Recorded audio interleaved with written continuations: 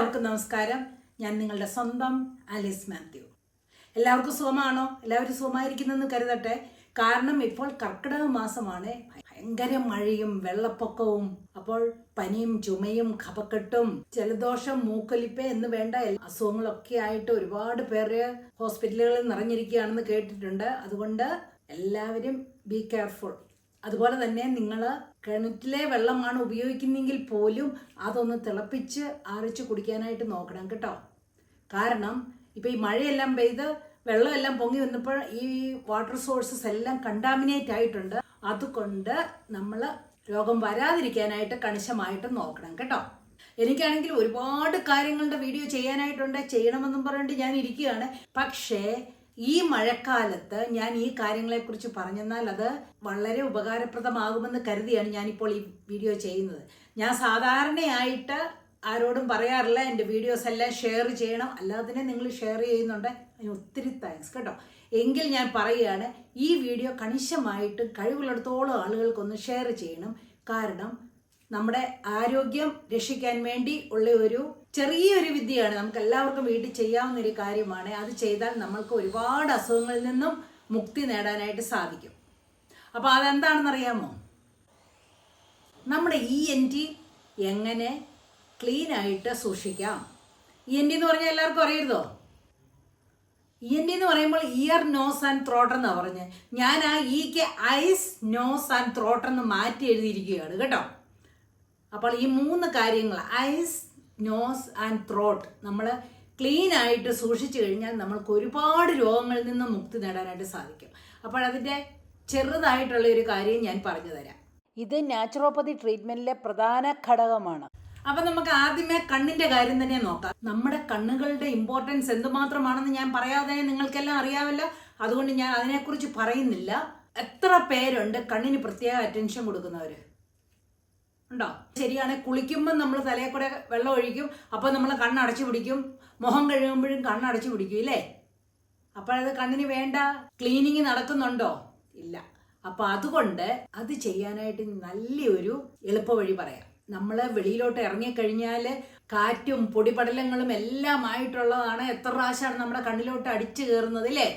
അപ്പോൾ നമ്മുടെ കണ്ണിനകത്തും കൺപോളകളിലും കൺപീലിയിലും എല്ലാം ഡേർട്ടും എന്ന് പറഞ്ഞാൽ പൊടിയും, അതുപോലെ തന്നെ ബാക്ടീരിയയും വൈറസും, വായുവിലുള്ള എല്ലാ രോഗാണുക്കളും നമ്മുടെ കൺപീലികളിൽ അല്ലെ കണ്ണിലോട്ട് എൻട്രി ചെയ്യാനായിട്ടുള്ള ഒരു സാധ്യതയുണ്ട്, അല്ലെങ്കിൽ എൻറ്റർ ആകും. അതുകൊണ്ട് കണിശമായിട്ടും രാവിലെയും വൈകുന്നേരം കണ്ണുകൾ ക്ലീൻ ആയിട്ട് വെക്കാനായിട്ട് നോക്കും. എനിക്കറിയാം, ഒരു 50 വയസ്സ് കഴിഞ്ഞവരൊക്കെ അവരുടെ ഒരു കംപ്ലൈൻ്റ് ആണ്, ഈ കണ്ണങ്ങോട്ട് കരുകരിക്കുവാണ്, എപ്പോഴും കണ്ണിനകത്തൊരു ഡ്രൈനെസ് ആണെന്ന് പറഞ്ഞു. നിങ്ങൾ ഇങ്ങനെയൊന്ന് ക്ലീൻ ചെയ്ത് വെച്ച് കഴിഞ്ഞാൽ ആ കണ്ണിലെ കരുകരിപ്പും ആ ഡ്രൈനെസ്സും എല്ലാം മാറും. നിങ്ങൾക്ക് ഒരു ഡ്രോപ്സ് ഒഴിക്കേണ്ടി വരികയില്ല. ഇപ്പം ഈ കണ്ണ് ക്ലീൻ ചെയ്യാനൊക്കെ ഒരു ഐ കപ്പ് വേണം. ഇത് കണ്ടോ, ഇത് ആമസോണിൽ വാങ്ങിക്കാൻ കിട്ടും. സപ്പോസ് നിങ്ങൾക്ക് ഈ കപ്പ് ഇല്ലെന്ന് പറയുകയാണെങ്കിൽ, നിങ്ങളുടെയൊക്കെ വീട്ടിൽ കാണും, എനിക്കറിയാം, ഷോട്ട് അടിക്കാനായിട്ടുള്ള ഒരു ഗ്ലാസ് ഇല്ലേ, അതാണെങ്കിലും മതി. അതില്ലാത്തവരെ ഒരു ഇച്ചിരി വലിയ ഗ്ലാസ് ആണെങ്കിലും നമ്മുടെ കണ്ണിൻ്റെ ആ സോക്കറ്റിനകത്ത് കയറുന്നിടത്തോളം ഉള്ളത് വേണം. അപ്പോൾ അതെങ്ങനെയാണെന്ന് നോക്കാം. നമ്മൾ ഈ കപ്പിലേക്ക് തണുത്ത ഡ്രിങ്കിങ് വാട്ടർ എടുക്കണം. സാധാരണ ടാപ്പ് വാട്ടർ ഉപയോഗിക്കാതിരിക്കുകയാണ് നല്ലത്, കാരണം അതത്ര ക്ലീൻ ആണെന്ന് അറിയത്തില്ല. കുടിക്കാനായിട്ട് ഉപയോഗിക്കുന്ന വെള്ളം, തിളപ്പിച്ചാറിച്ച വെള്ളമാണെങ്കിൽ അത് ഇച്ചിരി ഫ്രിഡ്ജിൽ ഒന്ന് വെച്ചിട്ട് ചെറിയ ഒരു തണുപ്പ്, ഒരു കൂൾനെസ് വേണം. നല്ല ചൂടുള്ള വെള്ളമല്ല, തണുത്ത വെള്ളം വേണം. അപ്പോൾ ഈ കപ്പ് നിറയെ തണുത്ത വെള്ളം എടുത്തിട്ട് ഈ കപ്പ് കണ്ണിൻ്റെ കുഴിയിലോട്ട് ഇതുപോലെ ഒന്ന് വെക്കണം. അപ്പോൾ കൺപോളകൾ വെള്ളത്തിൽ മുട്ടി നിൽക്കും. ഇനി കണ്ണ് പതുക്കെ തുറന്നിട്ട് ഒരു 10 പ്രാവശ്യം കണ്ണടയ്ക്കുകയും തുറക്കുകയും ചെയ്യണം. അങ്ങനെ അടയ്ക്കുകയും തുറക്കുകയും ചെയ്യുമ്പോഴേക്കും നമ്മുടെ കണ്ണിനകത്ത് നല്ലപോലെ ഒരു റിൻസ് നടക്കുകയാണ്. അങ്ങനെ നല്ലവണ്ണം ഒന്ന് റിൻസ് ചെയ്ത് കണ്ണെടുക്കാൻ പറ്റും.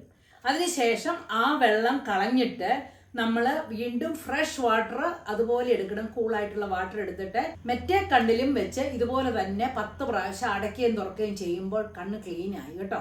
ആദ്യം ചെയ്യുമ്പോൾ ചെറിയ ഒരു ഇറിറ്റേഷൻ പോലെയോ ഒരു ഏതാണ്ടൊക്കെ തോന്നും, പക്ഷെ അതൊന്നും സാരമില്ല, കണ്ണിന് ഒരു പ്രശ്നവും വരത്തില്ല. അപ്പോൾ അങ്ങനെ നിങ്ങൾ രാവിലെയും വൈകുന്നേരവും, അല്ലെങ്കിൽ ഇനിയിപ്പം നമ്മൾ വെളിയിലോട്ടൊക്കെ പോയിച്ച് വരുമ്പോൾ ചിലപ്പം കണ്ണിൽ പൊടിയൊക്കെ അടിച്ചാൽ അലർജിയുടെ എന്തെങ്കിലുമൊക്കെ പറ്റിയിട്ട് കണ്ണ് കരികരിക്കുന്നു തോന്നുവാണെങ്കിൽ ആ സമയത്ത് നിങ്ങൾക്ക് ഇതുപോലെ തന്നെ കുറച്ച് വെള്ളം എടുത്ത് റിൻസ് ചെയ്യാവുന്നതാണ്. രണ്ടാമതായിട്ട് നമ്മുടെ നാസാരന്ധ്രങ്ങൾ എങ്ങനെ ക്ലീൻ ആയിട്ട് വെക്കുന്നു നോക്കാം. എന്ന് പറഞ്ഞാൽ മൂക്ക് അല്ലെങ്കിൽ നോസ്ട്രൽസ്. അപ്പോൾ മൂക്ക് എന്തിനാ നമ്മൾ ക്ലീൻ ചെയ്ത് വെക്കേണ്ടതെന്ന് നിങ്ങൾക്കറിയാമല്ലോ അല്ലേ?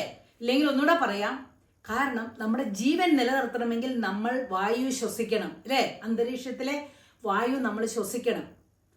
അപ്പൊ ആ വായു നമ്മുടെ എലോടാണ് വരുന്നത്, മൂക്കിൽ കൂടെ കയറിയാണ് പോകുന്നത്. മൂക്കിനകം നല്ല മോയിസ്റ്റ് ആയിട്ടിരിക്കണം. അതുപോലെ തന്നെ അതിനകത്ത് ചെറിയ രോമങ്ങളൊക്കെ ഉണ്ട്.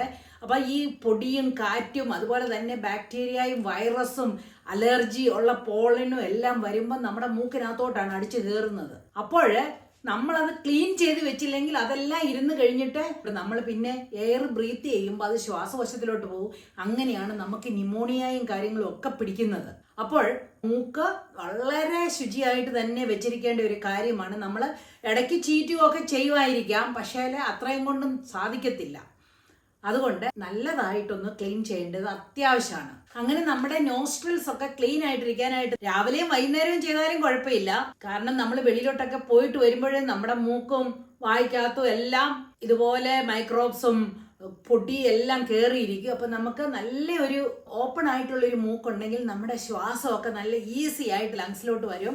അപ്പൊ നമുക്ക് നല്ല ബ്രീത്ത് ചെയ്യാൻ പറ്റും. അപ്പൊ നമ്മുടെ ഓക്സിജൻ ഗ്യാസ് എക്സ്ചേഞ്ച് എന്ന് പറഞ്ഞാൽ ഓക്സിജനും കാർബൺ ഡൈ ഓക്സൈഡുമായിട്ടുള്ള എക്സ്ചേഞ്ച് ഒക്കെ നല്ലതായിട്ട് ചെയ്യാൻ പറ്റും. അങ്ങനെ രക്തമെല്ലാം ശുദ്ധീകരിച്ച് നമുക്ക് നല്ല ഒരു ഉണർവോടുകൂടി ഇരിക്കാനായിട്ട് പറ്റും. രോഗങ്ങളിൽ നിന്ന് മുക്തിയും കിട്ടും. അപ്പം മൂക്ക് ക്ലീൻ ചെയ്യാനായിട്ട് അല്ലെ നോസ്ട്രൽസ് ക്ലീൻ ചെയ്യാനായിട്ട് നമുക്ക് ഇതുപോലത്തെ ഒരു കപ്പ് ഉപയോഗിക്കാവുന്നതാണ്. ഈ കപ്പ് ആമസോണിൽ വാങ്ങിക്കാനായിട്ട് കിട്ടും. ഇപ്പൊ ഈ കപ്പില്ലെന്ന് പറഞ്ഞാൽ നമ്മുടെ ചെറിയ വാൽക്കിണ്ടി നമ്മൾ ഷോക്കേസിലൊക്കെ വെച്ചിരിക്കുവാണേ, അതാണെങ്കിലും മതി. കാരണം അത് മൂക്കിലോട്ട് വെച്ചിട്ട് അത് ഇറിഗേറ്റ് ചെയ്യാനായിട്ട് സാധിക്കും. അപ്പൊ നമുക്ക് ആ മൂക്കും ഇതുപോലെ തന്നെ രാവിലെയും വൈകുന്നേരവും ഒന്ന് ഇറിഗേറ്റ് ചെയ്ത് നല്ല പോലെ ശ്വാസം വിടാനായിട്ട് പറ്റുമെന്നൊന്ന് നോക്കേണ്ടത് അത്യാവശ്യമാണ്. അങ്ങനെയാണെങ്കിൽ നമുക്ക് ഒരുപാട് രോഗങ്ങളിൽ നിന്നും മുക്തി നേടാനായിട്ട് സാധിക്കും. അപ്പൊ ഇതുപോലെ ഒരു നേസൽ ഇറിഗേഷൻ കപ്പ് വേണം. ഇതിലേക്ക് നമുക്ക് ചൂടുവെള്ളം വേണം എടുക്കാനായിട്ട്. വലിയ ചൂടല്ല, പക്ഷെ എന്നാലും നല്ല ഒരു ചെറു ചൂടുള്ള വെള്ളം നമ്മുടെ മൂക്കിനകത്ത് നമ്മുടെ ദേഹത്തൊക്കെ ഒഴിക്കാൻ പാകത്തിനുള്ള ചെറു ചൂടുവെള്ളത്തിൽ ഒരിത്തിരി ഉപ്പും കൂടെ ഇട്ടിട്ട് നല്ലവണ്ണം ഇളക്കി അത് കഴിഞ്ഞിട്ട് വേണം നമുക്ക് ഇറിഗേഷൻ ചെയ്യാനായിട്ട്. ഈ കപ്പിന്റെ ഒരറ്റം മൂക്കിലോട്ട് വെച്ചിട്ട് കപ്പ് ചെറുതായിട്ടൊന്ന് പൊക്കി പിടിക്കണം. അപ്പോൾ മറ്റേ മൂക്കിൽ കൂടി ഇങ്ങനെ വെള്ളം ധാരധാരയായിട്ട് വരും.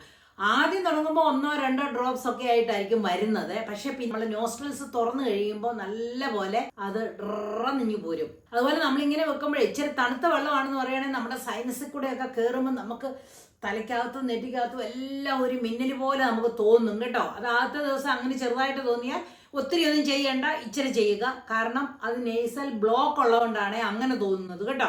അല്ലാതെ ഇത് മൂക്കിൽ കൂടെ കയറി ഇറങ്ങി പോരാൻ ഒരു വിഷമവും ഇല്ല, ഒരു പ്രശ്നവും ഇല്ല.